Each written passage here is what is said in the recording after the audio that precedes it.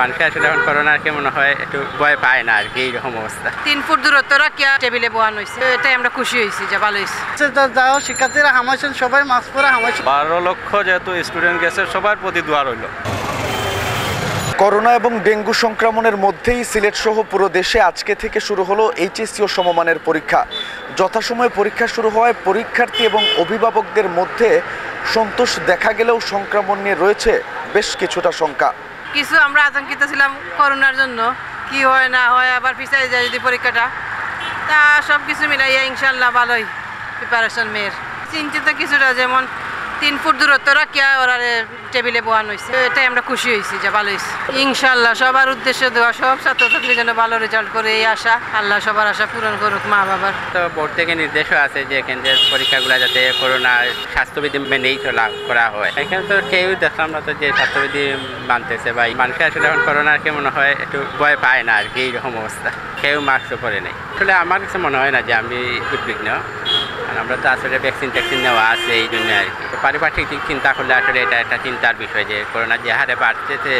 এবং মোটামুটি আমাদের বাচ্চাদের 7টা বছর কষ্ট করছে, এখন সামান্য করোনা দেখা দিচ্ছে, তার বাদেও মনে করেন অভিভাবকরা বা শিক্ষকরা বা পরিচালক যারা আছেন পরীক্ষার ফালাইছে, ওইটা আমরা সব কিছু মাইনা দেন না। পরীক্ষাটা দেওয়াটা আমাদের বাচ্চাদের জন্য খুব গুরুত্বপূর্ণ। আর এটার ভিত্তিকারে যদি আমরা পরীক্ষায় পিছিয়ে ফেলাই দেয়, তাহলে তো আমাদের বাচ্চাদের সারা বছর জীবনে কষ্ট বিফলে যাইবে না। এবারে পরীক্ষা মোটামুটি যথাসময় এবং যথানিয়ম হইতেছে, পাশও ভালো হয়েছে। আশা করি পরীক্ষাটা সুন্দরভাবে হইলে সবাই একটা ভালো রেজাল্ট করবে। এটা নিয়ে তো অবশ্যই সতর্ক থাকা দরকার সবারই। শিক্ষা বোর্ডেও তো এটা রুল দিয়ে দিচ্ছে সবাই মাস্ক ব্যবহার করার জন্য।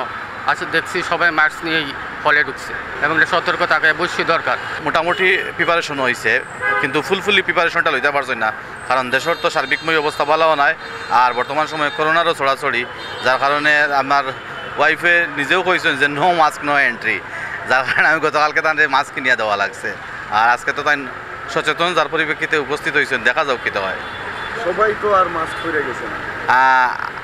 আমরা তো মনে করো স্পেসিফিক্যালি সবর করতাম পারি না, কিন্তু একজন একজন করে যদি সচেতন হয়, তাইলেও সচেতনতার পরিমাণটা ডে বাই ডে বাড়বো, ইনক্রিজিং হইব। আর যেহেতু করোনা মহামারী আবার দেখা দেয় নতুন করে, তাই আমার মনে হয় যে সবাই সচেতন হওয়ার প্রয়োজন আছে। কারণ যে এখন যে যারা অভিভাবক আছে, অভিভাবক মণ্ডলীও তো সচেতন। যত দেখা যাইতেছে, যাও শিক্ষার্থীরা হামাইছেন, সবাই মাস্ক পরে হামাইছেন দেখা যাচ্ছে। ভিতরে খবরটা কইতে পারি না।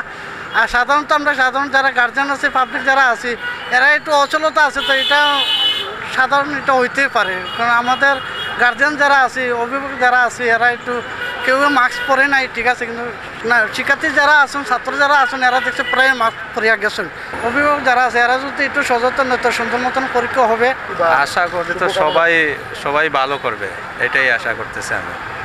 আর সাথে সাথে 12 লক্ষ যে স্টুডেন্ট যারা এই পরীক্ষা দিচ্ছে, তাদের সাথে সবার প্রতি দোয়া রইল, সবাই যেন ভালো একটা রেজাল্ট করতে পারে।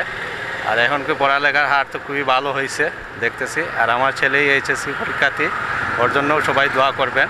আর স্বাস্থ্যসম্মত মেনে চলার একটা আছে, মাস্ক টাস্ক যেগুলো ইউজ করার জন্য মানছে না, তারপরে মানতে হবে, যেহেতু এটা একটা ভাইরাস আসছে, আবারই মানতে হবে। আমি আমার ছেলেকে দিয়ে দিছি যে ওইটা ব্যবহার করার জন্য।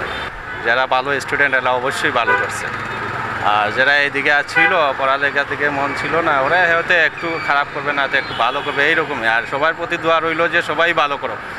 12 লক্ষ যেহেতু স্টুডেন্ট গেছে, সবার প্রতি দোয়া রইল। সাথে আমার ছেলের জন্য দোয়া করবেন সবাই, যেন আমার ছেলেই খুবই ভালো একটা রেজাল্ট করতে পারে।